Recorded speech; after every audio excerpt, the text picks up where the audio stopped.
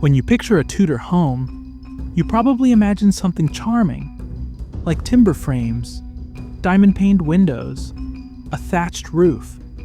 It looks like a fairy tale cottage, the kind of place where you'd want to bake bread and tell stories by the fire. But these beautiful buildings were death traps. The Tudor period, roughly 1485 to 1603, was an age of incredible change. New technologies, new luxuries, new ideas about comfort and privacy. But every innovation came with a hidden cost. The chimney that warmed your home could collapse and crush you. The sugar that sweetened your tea rotted your teeth until infection killed you. And the medicine designed to cure you was often made of poison. This is the story of how progress built a beautiful prison, and how the Tudor home became one of the most dangerous places in England.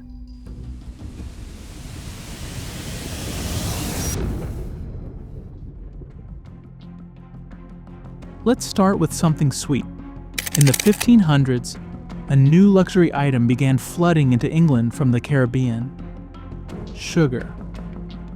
Before this, it had been so expensive that only royalty could afford it. But the expansion of the slave trade changed everything. Sugar plantations in the New World produced massive quantities, and suddenly everyone could afford it.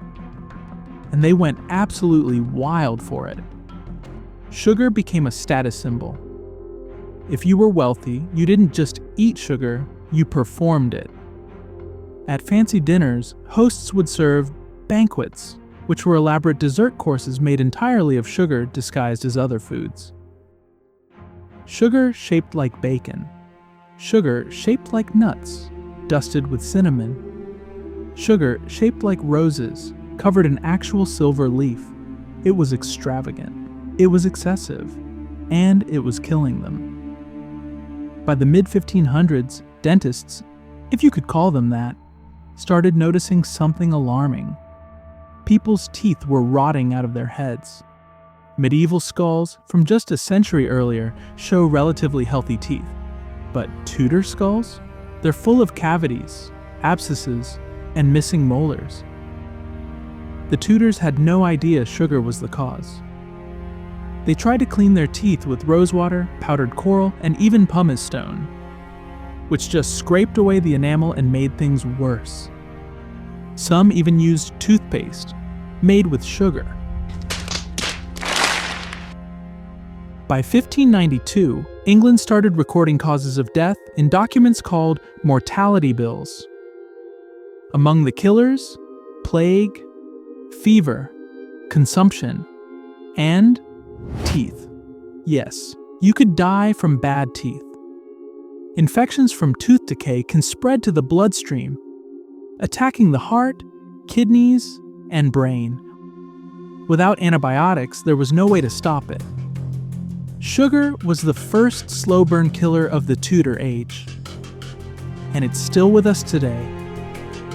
Before the Tudor period, most homes didn't have chimneys. You built a fire in the middle of the room, and the smoke kind of drifted up through a hole in the roof. It was miserable. Your eyes watered constantly, your lungs filled with soot, but at least you didn't freeze. Then, in the early 1500s, someone had a brilliant idea: the chimney. The chimney was revolutionary.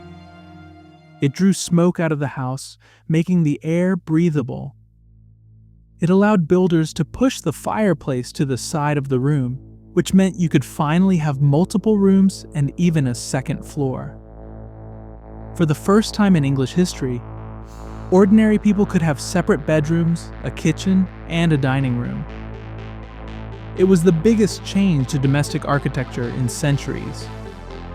But there was a problem. Nobody really knew how to build a chimney properly. Early chimneys were made of wood and wattle, basically sticks and mud. When you lit a fire, sparks would fly up the flue, catch the wicker frame on fire, and the whole thing would smolder for hours. By the time you woke up, your house was an inferno. Even when builders switched to brick, they faced another issue. The bricks couldn't handle the heat. Wood burns at about 1,000 degrees Celsius. Coal burns at 1,200 degrees Celsius. Early Tudor bricks cracked and exploded.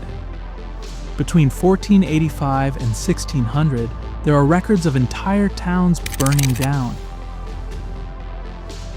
Stratford-upon-Avon, Shakespeare's birthplace, burned down twice in the 1590s.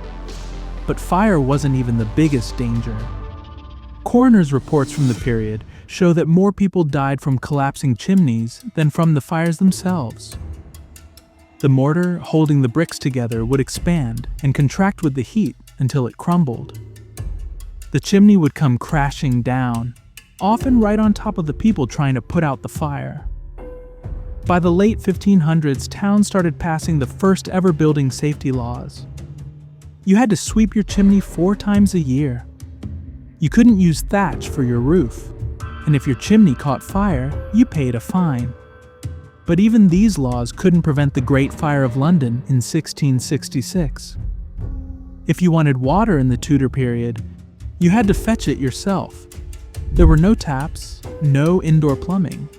Every drop of water your family used for cooking, cleaning, washing clothes had to be carried by hand from the nearest pond, stream, or well.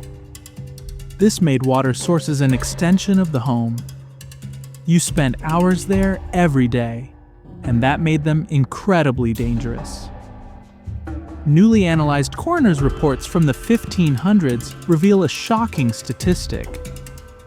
In Tudor England, 40% of all accidental deaths were drownings. By comparison, in 2010, only 2% of accidental deaths in the UK were drownings. Why so many?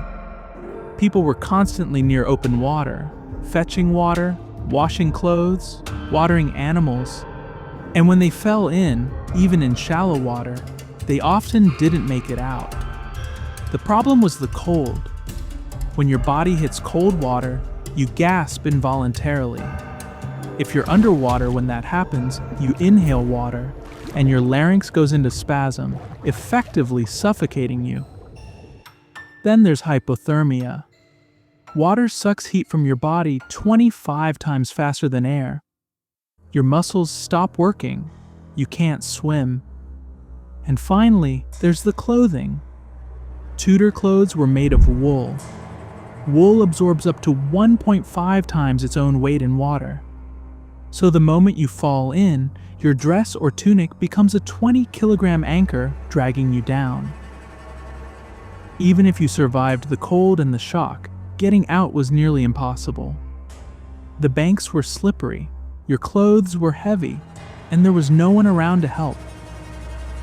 By the late 1500s, communities started fencing off water sources and installing covered wells. But for decades, the simple act of fetching water was one of the most dangerous chores in England. In 1497, a new disease appeared in England. Doctors called it the French pox. We call it syphilis. It spread through sexual contact, and the symptoms were horrifying. Painful sores on the genitals, ulcers covering the face, and eventually the bacteria would eat through the bones of your nose and skull. The Tudors knew it came from sex, which meant it carried a massive social stigma. If you had syphilis, you were branded a sinner. Some people even wore fake wooden noses to hide the damage. And so, desperate for a cure, Tudor doctors turned to mercury. Mercury had been used for centuries to treat skin conditions.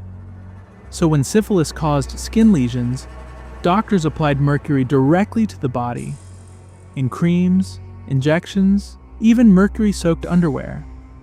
One recipe, called Baxter's Cream, was a mixture of lard, beeswax, herbs, and 35% pure elemental mercury.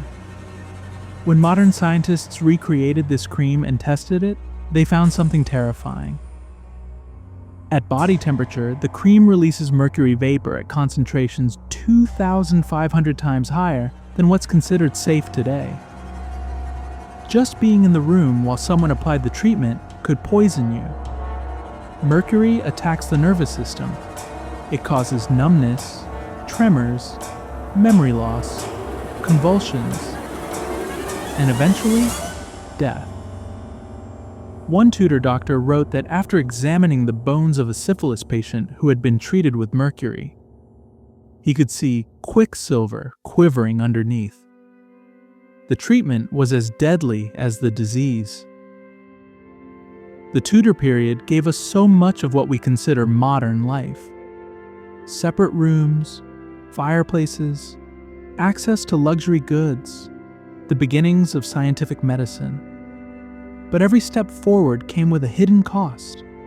Sugar rotted their teeth and poisoned their blood. Chimneys collapsed and burned down entire towns. Ponds claimed 40% of accidental deaths, and the cures were often deadlier than the diseases. The Tudors didn't know about bacteria. They didn't understand heat transfer or chemical toxicity. They were building the future with medieval tools. And in that gap between ambition and understanding, people died. The Tudor home wasn't just a place to live. It was an experiment, and the results were written in the bones.